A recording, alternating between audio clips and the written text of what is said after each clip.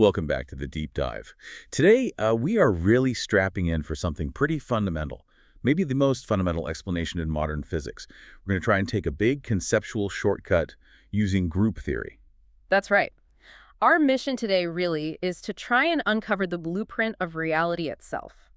We're tackling a question that sounds, well, incredibly abstract, but it governs basically every particle interaction you can think of. Yeah, the question is, how does symmetry, this idea of symmetry, actually create forces like electromagnetism and the strong force? Not just describe them, but create them. Exactly. We're not just listing what the forces do. We want to drill down into the deep structure of reality to understand why they have to be there, why they're inevitable. And our sources are pointing towards this elegant structure, something that isn't arbitrary at all. It seems to be a mathematical consequence of just one single, very powerful demand. And that's the architecture, the blueprint for what we call the standard model of particle physics. It's defined by its specific gauge group structure. You might hear it as SU3 times SU times U1.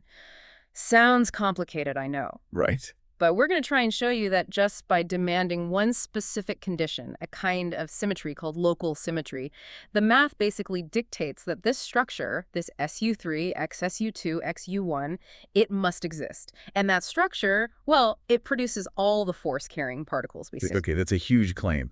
So let's unpack this journey. We probably need to start right at the foundation, which is just the idea of symmetry itself, because when physicists talk symmetry, it's broader than just, a nice pattern, right? Oh, absolutely. At its core, you could argue physics is fundamentally the study of symmetries. A symmetry is simply an invariance under some kind of transformation. Think of it as an operation you can do to a system that leaves its physical laws, or maybe just its overall appearance, completely unchanged. Okay, let's maybe start with a simple picture, like the classic equilateral triangle example. That seems like a good, intuitive starting point for this group idea in math. Perfect example. Imagine that triangle just sitting flat on a table, perfectly centered. Now, if you rotate it by, say, 120 degrees, it just clicks right back into place. It looks identical. Right, occupies the exact same space. Exactly. So that 120-degree rotation, that's a symmetry transformation. But if you rotated it by, I don't know, 75 degrees... Then it's obviously pointing differently. Not a symmetry. Not a symmetry. It changes the orientation. Now, the collection of all the operations that leave the system unchanged, those 120, 240-degree rotations, maybe reflections too, that collection forms this mathematical structure, and that structure is called a group. And these groups, mathematically speaking, they aren't just loose collections, are they?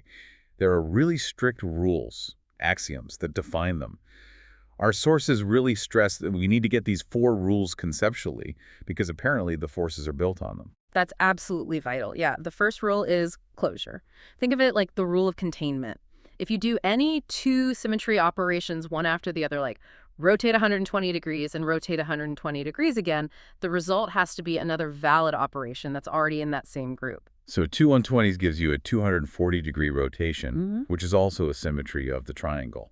It stays within the group. Exactly. It ensures the operations are predictable, kind of self-contained. You can't combine 2 valid things and end up with something invalid or outside the system's rules. Okay, keeps the system consistent. What's next? The second rule is associativity. This one's a bit more technical, maybe. It just says that if you're doing 3 or more operations, the way you group them in your head, like do A, then B, then do C, versus doing A, then doing B and C together, it doesn't change the final outcome. So A plus B plus C is the same as A plus B plus C, basically. Ensures the steps combine reliably. Pretty much. Third, there always has to be an identity element. This is basically the do-nothing transformation. For our triangle, that's rotating at 0 degrees, or maybe 360 degrees. It's the starting point. Every group needs this baseline. Got it. And the last one? The inverse element. This just says that for every operation you can do, there must be another operation in the group that perfectly undoes it. If you rotate 120 degrees clockwise... Then rotating 240 degrees clockwise gets you back to the start, or 120 counterclockwise. Exactly. There's always a way back.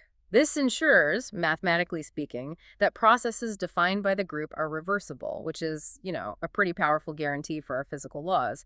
Stability. Okay, so these 4 rules, closure, associativity, identity, inverse, they come from thinking about a simple triangle, but they create this really rigorous framework for describing the universe. But wait, the triangle symmetries are discrete, right? They're like clicks, 1, 2, 3 distinct positions. Right. The symmetries we think about in the real universe, like space-time or maybe quantum phases, they feel continuous, smooth. That's the crucial conceptual leap we need to make now. We have to go from those countable, discrete clicks of the triangle to smooth, continuous motion.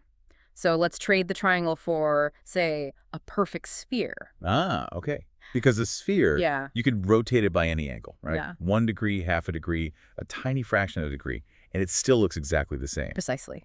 The set of all possible rotations is infinite and it's smooth. These are the continuous groups.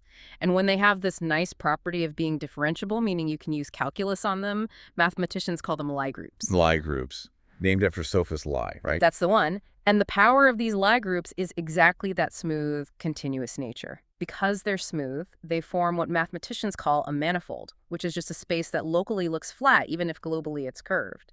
And this lets physicists bring in the big guns, calculus. Right, so you can talk about rates of change, instantaneous velocity, acceleration, all that stuff. Exactly. You can analyze motion and dynamics, and this is critical because the symmetries of space-time itself, rotations in space, moving forward in time, boosts like in special relativity, these are all described by Lie groups. They're fundamental.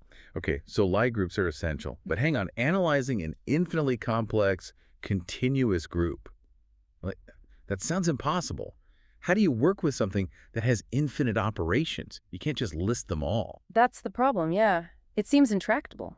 So is there a shortcut? Is there some way to take this infinitely complicated, continuous geometry and, I don't know, boil it down to something manageable, maybe algebraic? Yes, there is. And it's genuinely one of the most powerful conceptual simplifications in all of physics. Instead of trying to grapple with the entire infinitely complex Lie group, physicists zoom in. They look only at the structure right near the identity element, remember? The do-nothing transformation. So you're looking infinitesimally close to the starting point, like the very first nudge away from doing nothing. That's exactly it.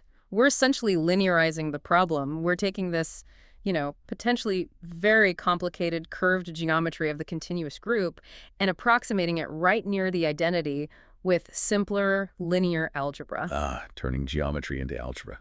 Much easier to handle. Much easier. This local structure, this linear approximation near the identity, is called the Lie algebra. And the elements of this algebra, the things that generate the transformations, are called the infinitesimal generators. Okay, let me see if I get this. An infinitesimal generator.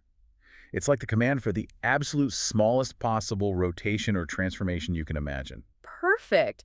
Think of it like that. Any large rotation, no matter how big or complex, can be thought of as just doing that tiny infinitesimal rotation over and over and over again.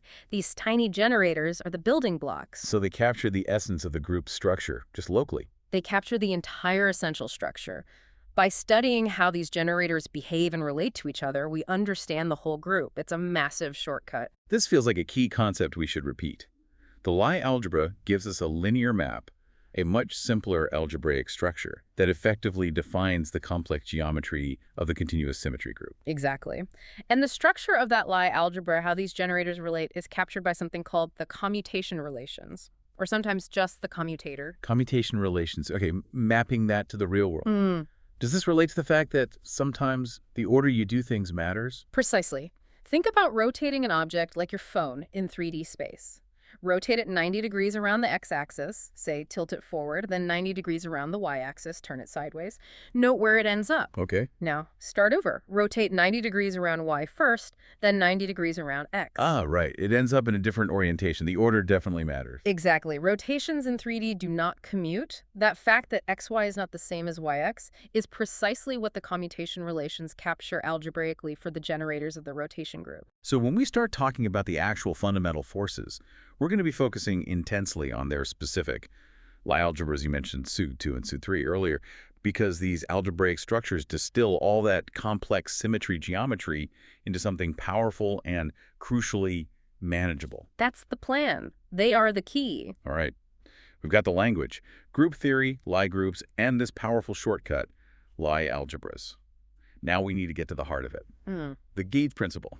This is where symmetry stops just describing things and apparently starts creating things, like forces. Yes, and this massive conceptual leap hinges entirely on understanding the difference between global symmetry and local symmetry. Grasping the difference between those two demands is, well, It's everything. Okay, let's be super clear then. Global symmetry first. What does that mean? Global symmetry is relatively straightforward. It's a transformation that you apply identically, uniformly, and simultaneously at every single point in space-time.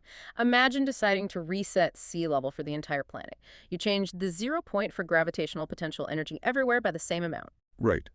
But the forces depend on differences in potential, like the slope of a hill. If you lift the whole landscape uniformly, the slopes don't change. Exactly. The physics, the forces, remain invariant because the change was global, uniform. A key physics example is the conservation of electric charge. It turns out this conservation law is mathematically linked to a global symmetry. What kind of symmetry? It's related to the quantum mechanical wave function of a charged particle, like an electron. This wave function has a property called phase, which is kind of like an angle, but it's not physically observable directly. You can change this phase angle by the same amount everywhere in the universe all at once. And because it's the same change everywhere, all the physical predictions, which depend on phase differences, remain completely unchanged. Precisely. That's global phase invariance leading to charge conservation. Nice and simple. Okay. Now for the tricky one, local symmetry. Local symmetry. This is where things get really interesting and much more demanding. Here, the transformation is allowed to be chosen independently at each individual point in space and time.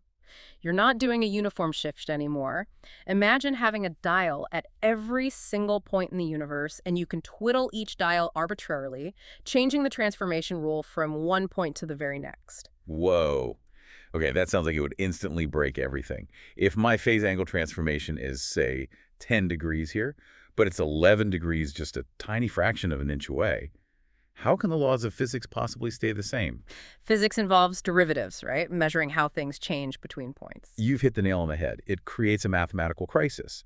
Derivatives measure the rate of change between nearby points. If the very ruler you're using to compare things, the phase angle or whatever the transformation is itself changing arbitrarily between those points, then your derivative calculation gets completely messed up. The calculation becomes meaningless.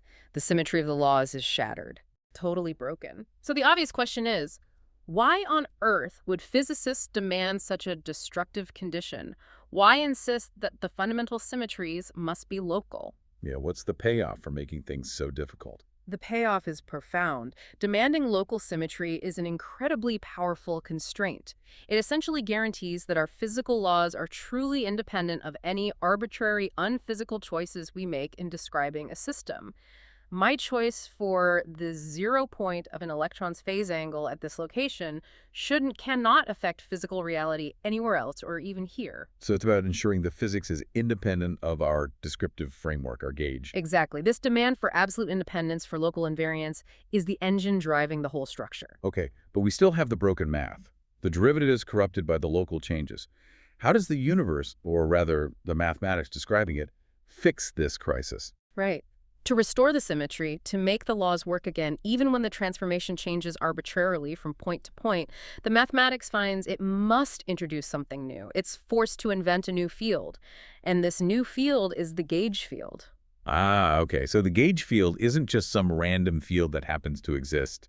It's a necessary component, a compensating field that has to be there to patch the hole created by demanding local symmetry. That's the absolute key insight. It's a mandatory fix. The gauge field's only job, its entire reason for existence in the math, is to compensate for those point-to-point variations of the local symmetry transformation. It does this by modifying the derivative.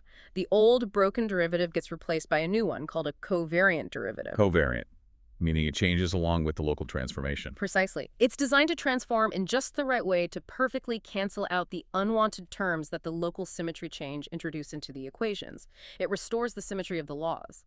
And this is the mind-blowing part we need to keep repeating. This mathematical necessity, this compensating field required by the math, that is physical reality. That's the incredible leap. The moment the demand for local symmetry forces the math to include this gauge field, we've discovered a fundamental force. The quantum excitations of that field, the little wiggles or energy packets in it, are the force-carrying particles, the gauge bosons. So demanding local symmetry for the electron's phase forces the existence of the electromagnetic field. And its gauge boson, the photon. The force isn't optional, it's mandated by the symmetry principle. Let that sink in. The forces exist because the universe insists on this very specific, very restrictive type of local symmetry. Oh, yeah. It's not that we found forces and then noticed they had symmetries. The symmetry demand came first and created the forces. It's the ultimate why. No local symmetry, no corresponding force. Okay, before we dive into the specific groups like SU3 and SU2, that name gauge, it still feels a bit weird, maybe technical or historical. Why gauge? It is a historical artifact, actually. It goes back to Hermann Weyl, around 1918. He was trying to unify gravity and electromagnetism, and his initial idea, which turned out to be incorrect in its specifics, was that the laws should be invariant under a local change of scale or length standard, like a measuring gauge. Ah, so gauge originally meant like a ruler size. Yeah, Eif in German, meaning standard or gauge. But the idea evolved. When quantum mechanics came along, physicists realized the crucial local symmetry wasn't about changing length scales, but about changing that unphysical phase angle of the wave function. But the name stuck. The name stuck, Back up but the there. profound principle remained. Physical predictions must be completely independent of this arbitrary, descriptive choice, the gauge choice, whatever it may be. And that requirement dictates the structure of the theory, and in doing so, mandates the forces. Okay, got it. So now let's apply this powerful gauge principle to the actual groups that run the show in the standard model, SU3 and SU2, working alongside the simpler U1 for electromagnetism.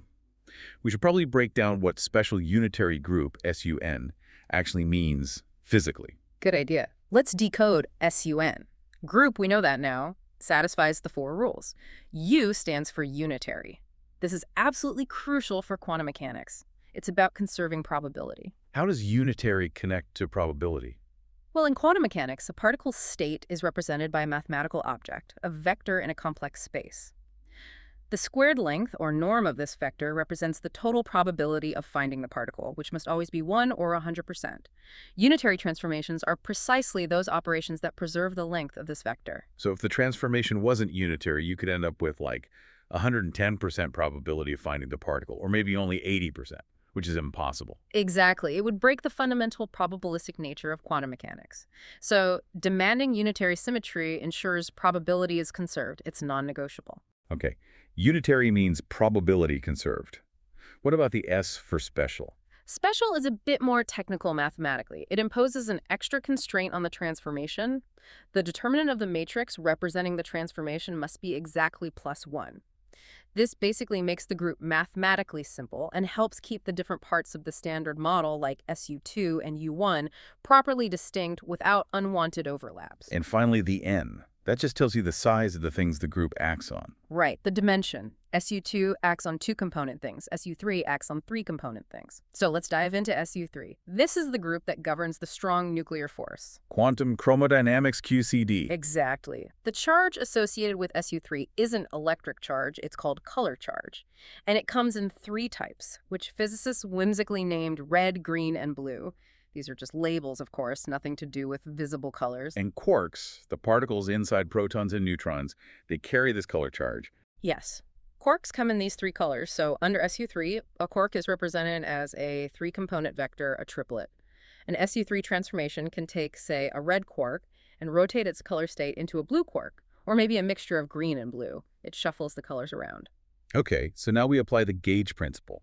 We demand that the laws governing quarks must be invariant, even if we change this color transformation rule locally, independently at every point. Exactly. We demand local SU3 invariance. And what does the math force us to introduce? Gauge fields. We look at the Lie algebra of SU3. Remember, the generators near the identity. The rule for SUN groups is that the number of generators is 2, 1, 1. So for SU3, N is 3. That's 32 Bol 1 Gathways equals 9, 1 equals 80 or 8 generators, which means the theory predicts there must be exactly 8 gauge bosons mediating the strong force, and indeed that's what we find, the 8 gluons. The group structure dictated the number of force carriers perfectly. Amazing. But there's something else really crucial about SU3, isn't there? Something that makes the strong force behave so strangely compared to electromagnetism. Yes, the absolute killer feature. SU3, like most SUN groups with n greater than 1, is a non-abelian group. Remember our commutation relations. Order matters. Right. XY is not YX. Yeah. Electromagnetism, governed by U1, is abelian. The order doesn't matter there. But for SU3, it does. What does that mean physically? It has a staggering physical consequence. Because the group is non-abelian, the gauge bosons themselves, the gluons, must carry the very charge they are mediating. They carry color charge. Whoa, so unlike the photon, which is electrically neutral. Gluons are colorful. A gluon can interact directly with another gluon because they both carry color charge. They self-interact strongly. This doesn't happen with photons. Two beams of light basically pass right through each other. And this gluon self-interaction, this is the key driver behind the really weird properties of the strong force, right? Like asymptotic freedom. Exactly. Asymptotic freedom is totally counterintuitive. It means that when quarks are very close together, like inside a proton or neutron, the effective strength of the strong force between them becomes very weak, almost zero. So they rattle around inside like they're almost free. How does the self-interaction cause that? It's a complex quantum effect involving how the vacuum screens charge, but basically, the gluon self-interactions effectively anti-screen the color charge at short distances, making it look weaker. Okay, weird. Weak when close. But then there's the flip side, confinement. This is what happens when you try to pull them apart. Right, and confinement is driven by that same gluon self-interaction. As you try to separate two quarks, the gluons mediating the force between them are also interacting with each other. Instead of the field lines spreading out nicely like an electric field, They pull each other together. they collapse into a narrow, tight beam like a string or a rubber band connecting the quarks. We call it a flux tube. A flux tube. And what does that mean for the force? Does it get weaker with distance like electromagnetism? No, that's the incredible thing. Because the energy is confined to this narrow tube, the force between the quarks remains essentially constant, regardless of how far apart you pull them. It doesn't drop off like 1r². Constant force. So the potential energy just keeps increasing linearly the further you pull, like stretching that rubber band further and further? Exactly. The energy stored in the flux tube just grows and grows the longer it gets. Trying to pull two quarks apart requires more and more energy without limit. So you can't actually pull them apart. It would take infinite energy. It would. Before you could ever get them significantly separated, the energy stored in that stretching flux tube becomes so large that it's actually energetically cheaper for the vacuum to just pop. Create a brand new quark and antiquark pair out of that energy. EMC squared in action. Precisely. The energy converts into mass, the new quark snaps onto the antiquark you were pulling, the new antiquark snaps onto the quark you were pulling, and the flux tube breaks. Instead of isolated quarks, you just end up with two new color-neutral particles, hadrons. So that's why we never, ever see a free quark in nature. The harder you pull, the more quarks you make. No free quarks allowed. Yeah. It's amazing that all of this, the 8 gluons, the self-interaction, asymptotic freedom, confinement, the flux tube, it all just flows directly out of the mathematical properties of the SU3 group. The structure dictates the physics. It's beautiful in a way. Okay, let's pivot to the other main building block, SU2. This one's for the weak nuclear force, right? Involved in things like radioactive decay. That's right. SU2 is associated with a different kind of charge called weak isospin, and its job, mathematically, is to organize certain fundamental particles into pairs, or doublets, two component vectors. And this is where things get even weirder in a sense, because the weak force is famously chiral. It treats left-handed and right-handed particles completely differently. It violates parity symmetry. That is the absolutely critical feature of SU2 in the Standard Model. It only acts on the left-handed versions of particles or right-handed antiparticles. For example, the left-handed electron and the left-handed electron neutrino form an SU2 doublet. So SU2 transformations can turn a left-handed electron into a left-handed neutrino, and vice versa. That sounds like beta decay right there. It's the mathematical underpinning of it, yes, but the right-handed electron, it's an SU2 singlet. It doesn't participate in these charged, weak interactions at all. It's invisible to this part of the force. So again, the group structure is acting like a classification system. A particle's identity, how it behaves, is defined by how it transforms under these symmetry groups. Is it a triplet under SU3? Is it a doublet or singlet under SU3? Exactly. A particle is its representation under the gauge groups. Now, apply the gauge principle to SU2, demand local SU2 invariance. How many gauge bosons does the Lie algebra predict? Okay, formula is 2 undo, 2 XU2, and 2. So 22 under 1s includes 4, 1 equals 3 generators. 3 generators, which means the theory demands 3 gauge bosons for the weak force. Initially, you can think of them as W1 $, $2, and W3. These later mix with the gauge boson from the U1 part of the electroweak theory to become the particles we actually observe, the W plus, the W $, and the neutral Z $ boson. Correct. But here's where the beautiful symmetry runs headfirst into a major problem. A paradox, really. The problem of mass. The problem of mass. Okay, so this takes us into our final section. Symmetry broken the origin of mass. We've built this amazing picture. Local symmetry demands forces. The specific group structures, SU3 and SU2, dictate the number and interactions of the force carriers gluons and the WZ precursors. And we mentioned the electroweak force, this unification of electromagnetism, U1, and the weak force, SU2, at high energies. It's described by this combined group structure, SU2 times U1. It's incredibly elegant. The gauge principle itself, the very principle that demanded the existence of these force carriers, it had one really strict requirement for all of them, didn't it? Yeah. All four of them, the three from SU2 and the one from U1. Yes. To preserve the perfect local gauge symmetry, all the gauge bosons must be massless, just like the photon, the carrier of U1 electromagnetism. Introducing mass for a gauge boson by hand brutally breaks the symmetry. And yet, experimentally, the W and Z bosons are anything but massless. They're incredibly heavy, like 80 or 90 times heavier than a proton. They mediate forces with extremely short ranges because they are so massive. It was a huge contradiction. The theory's core principle seemed to forbid the observed reality. The beautiful symmetry apparently had to be wrong or incomplete. How can the underlying laws be perfectly symmetric, as the theory demands, but the outcome, we actually measure these heavy W and Z particles, be so clearly asymmetric? The photon is massless, the WZ are heavy.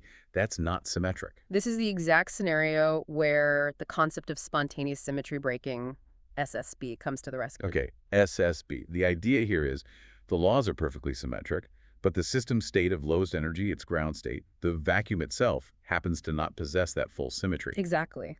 The system, as it settles into its preferred state, makes an arbitrary choice that hides the underlying symmetry. The classic analogy is a ferromagnet. Right. The laws of physics governing the little magnetic spins inside the iron have no preferred direction. They're rotationally symmetric. But when you cool the iron below a certain critical temperature, what happens? All the little atomic magnets spontaneously line up. They pick a direction north, say. The ground state, the actual state of the magnet, now has a preferred direction. It's no longer rotationally symmetric, even though the laws governing it still are. Precisely. The symmetry is spontaneously broken by the ground state. Now, in particle physics, the role of the temperature and the spins is played by the Higgs field. Infamous Higgs field. It's a scalar field, meaning it just has a value at every point in space, not a direction like a magnetic field. Yeah. And it permeates all of space-time. Yes, and crucially, its potential energy landscape isn't just a simple bowl shape with a minimum at zero. It looks more like the bottom of a wine bottle, or maybe a sombrero hat. Okay, the sombrero potential. There's a peak in the middle at zero field value, but that's an unstable point, like balancing a pencil on its tip. The lowest energy isn't at zero. Right. The lowest energy state is anywhere down in that circular trough at the bottom of the sombrero around the brim. To be in the lowest energy state, the Higgs field must have a non-zero value. So as the very early universe cooled down after the Big Bang, the Higgs field naturally relaxed, settling down into this trough. Exactly. It settled into some point in that trough, acquiring a constant non-zero background value everywhere in space. This non-zero background value is called the vacuum expectation value, near the VEV. The VEV. So the vacuum itself has this background Higgs field humming away. And because this VEV is non-zero, it's like the ferromagnet picking a direction. It breaks the original symmetry. It spontaneously breaks the initial unified SU2, XU1 electroweak symmetry. It doesn't break it completely, but it breaks part of it.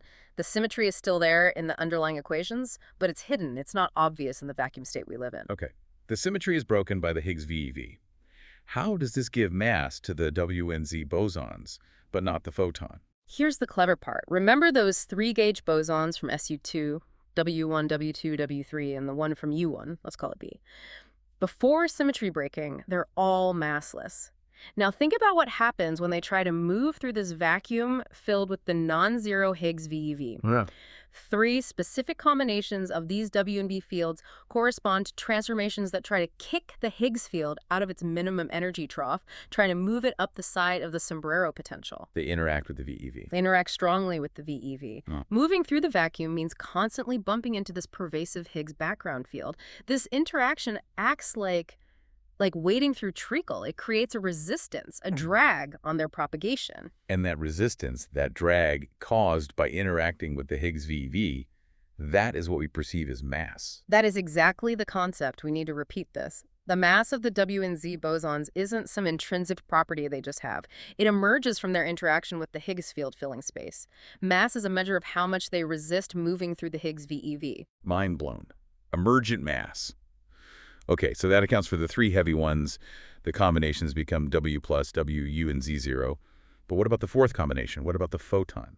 Ah, there is one specific mathematical combination of the original W3 and B fields that corresponds to a transformation along the trough of the Sombrero potential. It doesn't try to kick the Higgs field out of its minimum.